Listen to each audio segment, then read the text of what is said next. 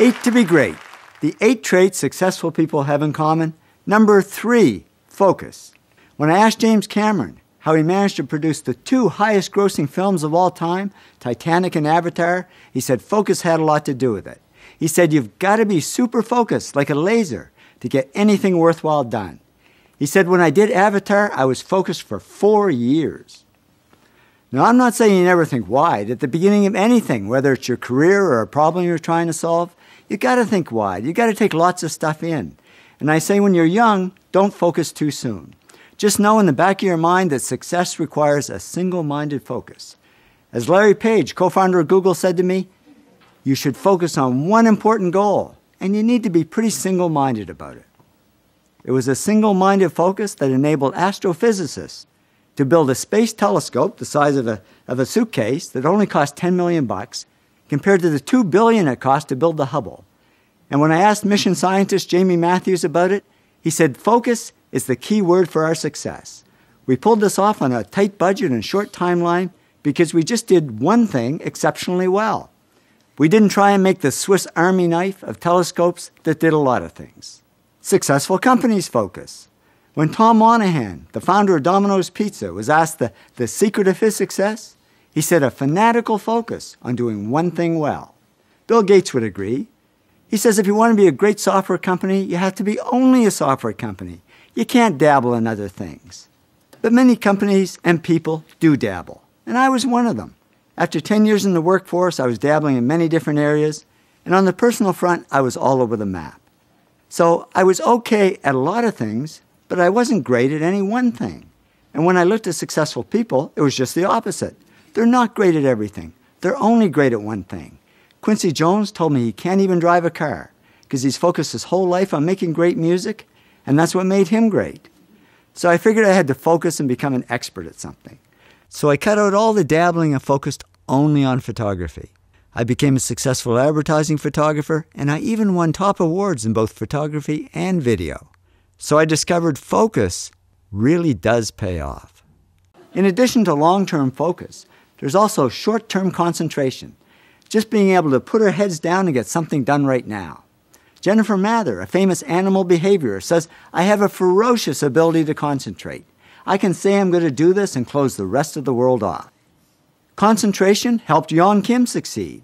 He was working at minimum wage in a 7-Eleven store. Then he developed Uri Systems, sold it to Lucent, personally made $500 million cash, and became president of Lucent Technologies. And he said concentration had a lot to do with it. He said, I can work day and night and maintain the concentration without getting burned out. So concentration is a valuable skill to develop. And it's not easy to develop when there's so many distractions out there.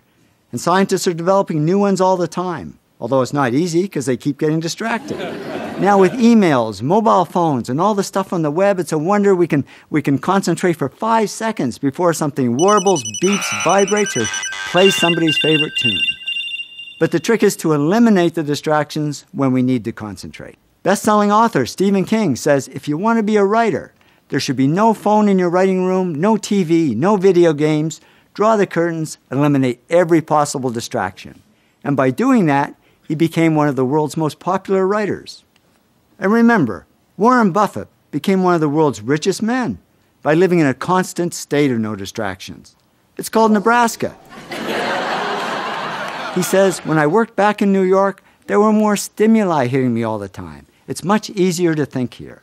And I wonder if that isn't one of the big reasons why so many successful people I interview actually grew up in small towns, not big cities. Fewer distractions, more ability to focus and concentrate.